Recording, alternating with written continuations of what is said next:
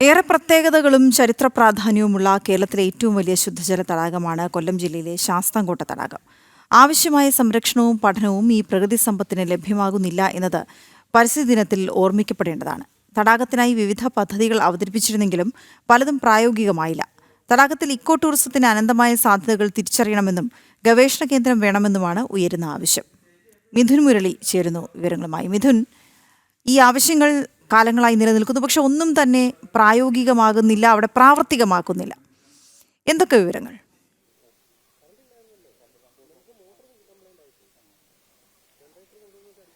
വീണ, കൊല്ലം ജില്ലയിലെ കുന്നത്തൂർ താലൂക്കിലാണ് അതിമനോഹരമായ രാജ്യത്ത് തന്നെ വളരെ വിശിഷ്ടമായിട്ടുള്ള ഈ ജലാശയം സ്ഥിതി ചെയ്യുന്നത്. ശാസ്താംകോട്ട തടാകം 3.75 കിലോമീറ്റർ ചതുരശ്ര കിലോമീറ്ററാണ് ശാസ്താംകോട്ട തടാകത്തിന്റെ ചുറ്റളവ്. 12.69 ചതുരശ്ര കിലോമീറ്റർ ഭാഗത്ത് ഇതിന്റെ വിഷ്ടി പ്രദേശവുമുണ്ട്. റംസാർ മേഖലയിൽ ഉൾപ്പെടുന്ന തടാകം 2002 യുനെസ്കോയുടെ ലോക പൈതൃക പട്ടികയിൽ ഇടം പിടിക്കുകയും ചെയ്തു. പ്രകൃതി രമണീയമാണ് ഈ പ്രദേശം. നമ്മൾ ദൃശ്യങ്ങളിൽ കാണുന്നത് പോലെ തന്നെ തൊട്ടടുത്ത് ശാസ്താംകോട്ട ക്ഷേത്രമുണ്ട്. 21 മുട്ടക്കുന്നുകൾക്ക് നടുവിലാണ് ഈ തടാകം സ്ഥിതി ചെയ്യുന്നത്. തടാകത്തിലെ ജലത്തിനും വിശിഷ്ടമായിട്ടുള്ള ചില വൈവിധ്യങ്ങളുണ്ട്. ഉപ്പോ മറ്റു ധാതുക്കളോ ലോഹങ്ങളോ ജലത്തിൽ അടങ്ങിയിട്ടില്ല എന്നുള്ളത് ശാസ്താംകോട്ട തടാകത്തിലെ ജലത്തിന്റെ സവിശേഷതയാണ്. അത് ഇപ്പോഴും ഇവ പരിസരവാസികളുടെയും ഒക്കെ ശ്രമഫലമായിട്ട് അതുപോലെ തന്നെ നിലനിൽക്കുന്നു എന്നുള്ളതും എടുത്തു പറയേണ്ട കാര്യമാണ്. കൊല്ലം ജില്ലയിലെ വിവിധ ഇടങ്ങളിലായുള്ള കുടിവെള്ള പദ്ധതികൾക്കായി ആ തടാകത്തിൽ നിന്നും ജലമെടുക്കുന്നു.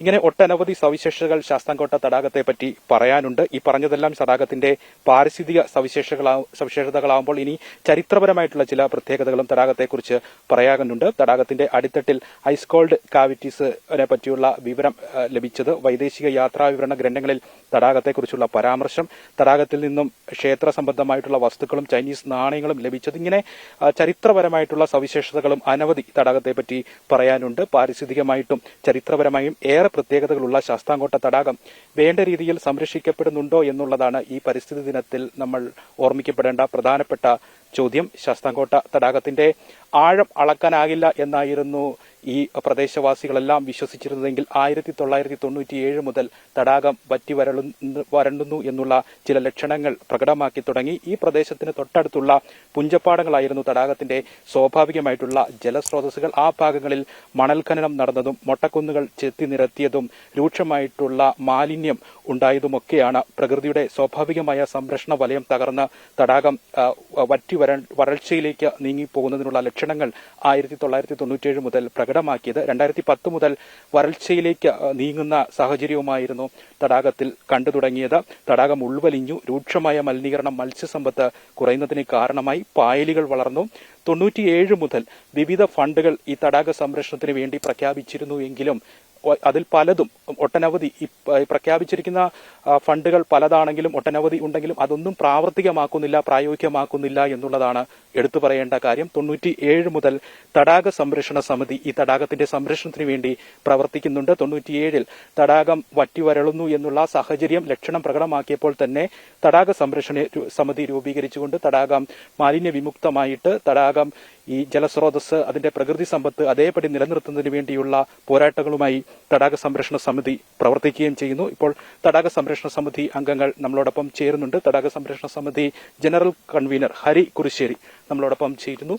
ഈ പരിസ്ഥിതി ദിനത്തിൽ നമ്മൾ എപ്പോഴും ഓർമ്മിക്കപ്പെടേണ്ട ഒരു കാര്യം തന്നെയാണ് ഇതുപോലെയുള്ള ജലാശയങ്ങൾ പ്രകൃതി സമ്പത്ത് സംരക്ഷിക്കേണ്ടതിന്റെ ആവശ്യകത. എന്തൊക്കെ കാര്യങ്ങളാണ് നമുക്ക് ഈ ശാസ്താംകോട്ട തടാകത്തിന് വേണ്ടി ഇനിയെങ്കിലും കരുതൽ ആയി പറയാൻ സാധിക്കുന്നത്? ശാസ്താംകോട്ട തടാകം അതിന്റെ ഇപ്പോഴത്തെ നമ്മളിപ്പോൾ കാണുന്ന ഈ സ്ഥിതിയിൽ നിലനിൽക്കാൻ കാരണം സ്വാഭാവികമായി നമുക്ക് ലഭിച്ച മഴയാണ്. വേനൽ മഴ ശക്തമായിട്ടുണ്ടായിരുന്നു. അപ്പൊ നേരത്തെ 97 സമിതി രൂപീകരിച്ച കാലത്ത് തൊട്ടിങ്ങോട്ട് ആ ഒരു 2010 കാലത്ത് അതിനുശേഷം അതിരൂക്ഷമായ സമരം നടന്ന ഒരു കാലമുണ്ട്. 2013, 15 കാലങ്ങളിലൊക്കെ ഈ ഇവിടെ അമിതമായി ജലം വലിഞ്ഞ് വറ്റിപ്പോകുന്ന അവസ്ഥ. അതായത് ഇവിടുത്തെ പ്രധാനമായിട്ട് ഈ ശാസ്താംകോട്ടയിലെ ജലം ഉപയോഗിക്കുന്നത് കുടിവെള്ള പദ്ധതികൾക്കാണ്. ഈ കുടിവെള്ള പദ്ധതികൾക്ക് നിലനിൽപ്പില്ലാത്ത രീതിയിൽ പ്രശ്നം വഷളായി. അപ്പൊ സ്വാഭാവികമായിട്ട് തടാകത്തെ സംരക്ഷിക്കണമെന്ന് പറഞ്ഞ് അന്ന് യശശരീരനായ K Karunakaran Pillai, professor R Gangaprasad തുടങ്ങിയവരുടെ നേതൃത്വത്തിൽ ഒരു സമിതി രൂപീകരിച്ച് ജില്ലാ കളക്ടറെ അടക്കം പങ്കെടുപ്പിച്ചുകൊണ്ട് ഈ വിഷയത്തിലേക്ക് ശ്രദ്ധ കൊണ്ടുവരികയും അധികൃതരെ യഥാസമയം വേണ്ട കാര്യങ്ങൾ ഓർമ്മിപ്പിച്ചുകൊണ്ട് ഈ കാര്യവുമായിട്ട് മുന്നോട്ട് പോയി. പക്ഷെ ഇതിന് ശേഷം ഈ അധികൃതർ അതിൽ നിന്നൊക്കെ പിന്മാറുമ്പോൾ വളരെ ശക്തമായ സമരങ്ങളിലൂടെ ശാസ്താംകോട്ട തടാകത്തെ പറ്റിയുള്ള വലിയ പഠനങ്ങൾ തന്നെ നടത്തി. ഒരു മാനേജ്മെന്റ് ആക്ഷൻ പ്ലാൻ രൂപീകരിച്ചു. ഇതൊക്കെ ഒരു സമിതിയുടെ സമരത്തിന്റെ ഭാഗമായിട്ടുള്ള പടിഞ്ഞാറേക്കല്ലടയിലെ ഖനനത്തിനെതിരെ വളരെ ശക്തപ്പെടുത്തി. അവിടെ വേറെ സമിതി ഉണ്ടായിരുന്നു, പടിഞ്ഞാറേക്കല്ലട സംരക്ഷണ സമിതി. അങ്ങനെ പടിഞ്ഞാറേക്കല്ലടയിലെ ഖനനം ഇവിടുത്തെ ജലശോഷണത്തിന് കാരണമാകുന്നു എന്നറിഞ്ഞുകൊണ്ട് അതിനെതിരെ നിയമനിർമ്മാണം തന്നെ കൊണ്ടുവരികയും ഖനനം പൂർണ്ണമായിട്ട് നിലയ്ക്കുകയും ചെയ്തു. ഒരുപക്ഷെ ഖനനം പൂർണ്ണമായിട്ട് നിലച്ചത് വളരെ പ്രയോജനപ്പെടുന്നുണ്ടാവും ഇവിടുന്ന് ജലം നഷ്ടപ്പെടാതിരിക്കാൻ. പക്ഷെ നമ്മളെ സംബന്ധിച്ച് ഇപ്പോഴത്തെ ഒരു പ്രശ്നം ഈ ഒരു അവസ്ഥ ഭാവിയിൽ ഇനിയും ഉണ്ടായേക്കാം. ഇതിന് ബദലായിട്ട് അന്ന് സമിതി അതിരൂക്ഷമായ നിരാഹാരം, 1 മാസം നീണ്ട നിരാഹാര സമരം അടക്കമുള്ള അതിൽ പറഞ്ഞിരുന്നത് രണ്ട് പ്രധാനമായ കാര്യങ്ങൾ. ഒരു അതോറിറ്റി, ശാസ്താംകോട്ടയ്ക്ക് ഒരു ഉത്തരവാദിത്തപ്പെട്ട ഒരു ബോഡി, ഒരു അതോറിറ്റി വേണം. ഇതൊരു റാംസർ സൈറ്റാണ്. അപ്പൊ ഇതിനെ സംരക്ഷിക്കുന്നതിന് ഒരു അതോറിറ്റി വേണം. പിന്നെ ശാസ്താംകോട്ടയ്ക്ക് മാത്രമായ ഒരു അതോറിറ്റി. ഇപ്പൊ കേരളത്തിലെ 3 ജലാശയങ്ങൾ നോഡൽ ഓഫീസറിന്റെ അധികാരപരിധിയിലായിട്ടല്ലേ? അതെ. അപ്പൊ ഒരുപാട് പ്രശ്നങ്ങളുണ്ട്. അപ്പൊ ഈ പ്രശ്നങ്ങളെല്ലാം ഒരു സംസ്ഥാന തലത്തിൽ പോയി അന്വേഷിച്ച് വരാൻ ബുദ്ധിമുട്ടാണ്. അതുകൂടാതെ ഒരു ബദൽ കുടിവെള്ള പദ്ധതി വേണം. കുടിവെള്ളത്തിന് വേണ്ടി പ്രതിദിനം ഇപ്പോ ഏതാണ്ട് 4.5 കോടി ലിറ്റർ ജലം ഇവിടുന്ന് വലിച്ചെടുക്കുന്നുണ്ട്. അതാ ഒരു ശരാശരി കണക്ക്. 4.5 കോടി ലിറ്റർ ജലം വലിച്ച് കൊല്ലം നഗരം അടക്കം, അതായത് 5 ലക്ഷത്തിലേറെ പേരെ നീരൂട്ടുന്ന ഒരു ജലസ്രോതസ്സാണിത്. അപ്പൊ ഇത്രയും സ്ഥലത്തേക്ക് ജലം എടുത്തുകൊണ്ടിരിക്കുക. ഇത് വാട്ടർ അതോറിറ്റി ഇതിന് പണവും വാങ്ങുന്നുണ്ട്. അത് എല്ലായിടത്തും നടക്കുന്ന കാര്യമാണെങ്കിൽ പോലും ഇതിന്റെ സംരക്ഷണത്തിന് 1 രൂപ പോലും ചെലവഴിക്കാതെ അതിനെതിരെ ഞങ്ങൾ ശബ്ദമുയർത്തുകയും ഈ സമരത്തിന്റെ പ്രധാന ആവശ്യം അന്നൊക്കെ എന്ന് പറഞ്ഞാൽ തടാകം വറ്റി വരളുകയാണ്, മീറ്ററുകൾ ചെളിക്കുളവായി മാറുന്ന ഒരവസ്ഥ, അതിഭീകരമായ അവസ്ഥ. പക്ഷെ അന്ന് മുഖ്യമന്ത്രി അന്തരിച്ച ഉമ്മൻചാണ്ടി സാർ ഇവിടെ വന്ന് ഒരു ദിവസം മുഴുവൻ ഇവിടെ നിന്നിട്ട് കുറെ പദ്ധതികൾ ആവിഷ്കരിച്ചു. ഇതിലൊന്നാണ് ഒരു ബദൽ കുടിവെള്ള പദ്ധതി, പിന്നെ തടാകം സംരക്ഷിക്കുന്നതിനുള്ള അതോറിറ്റിക്ക് വേണ്ടിയുള്ള ഫോർമേഷന് വേണ്ടിയുള്ള കാര്യങ്ങൾ. അദ്ദേഹത്തിന് മുമ്പ് LDF സർക്കാർ, അന്നത്തെ LDF ബഹുമാനപ്പെട്ട NK പ്രേമചന്ദ്രൻ മന്ത്രിയായിരിക്കെ ഈ കോഴിക്കോട് ആസ്ഥാനമായ CWRDMന്റെ നേതൃത്വത്തിൽ ഇവിടെ ഒരു പഠനം, അവരുടെ ഒരു പഠനം നടത്തി.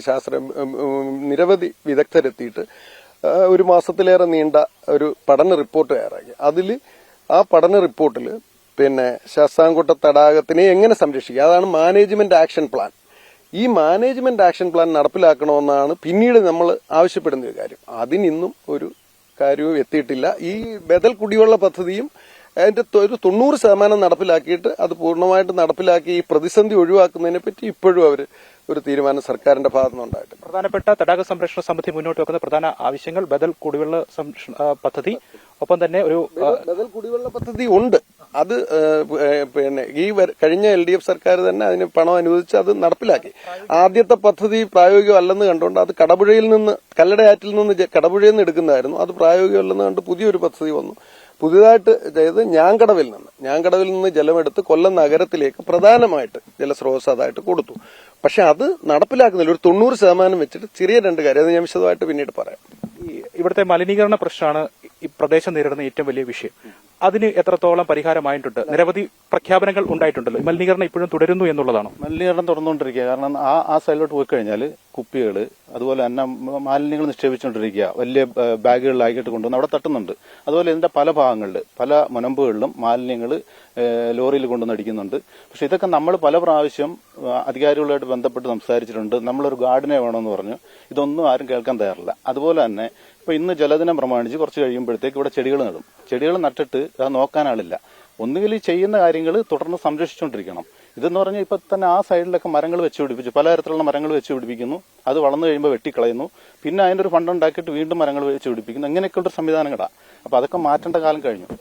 പ്രധാനമായിട്ടും ഈ തടാക സംരക്ഷണ സമിതി മുന്നോട്ട് വയ്ക്കുന്ന ആവശ്യങ്ങൾ ഇപ്പോൾ പ്രഖ്യാപിച്ചിരിക്കുന്ന പല പ്രയോജനം ചെയ്യുന്ന പദ്ധതികളുമുണ്ട്. അത് നടപ്പിലാക്കുക, പ്രായോഗിക തലത്തിൽ കൊണ്ടുവരിക, മലിനീകരണം പൂർണ്ണമായിട്ട് നിർമ്മാർജ്ജനം ചെയ്യുന്നതിനുള്ള പദ്ധതികൾ ആവിഷ്കരിക്കുക, ഈ തദ്ദേശീയരുടെ സഹകരണത്തോടുകൂടിയുള്ള ടൂറിസം പദ്ധതികൾ, ഇക്കോ ടൂറിസം പദ്ധതികൾ നടപ്പിലാക്കുക, ഒപ്പം ജലപദ്ധതി നടപ്പിലാക്കുക, ഒരു നോഡൽ ഓഫീസറുടെ അധികാര പരിധിയിൽ ഈ തടാക സംരക്ഷണത്തിന് വേണ്ടി പ്രത്യേകമായിട്ടുള്ള ഒരു ഉദ്യോഗസ്ഥനെ ചുമതലപ്പെടുത്തുക തുടങ്ങിയ ആവശ്യങ്ങളാണ് തടാക സംരക്ഷണ സമിതി മുന്നോട്ട് വയ്ക്കുന്ന പ്രധാനപ്പെട്ട കാര്യങ്ങൾ.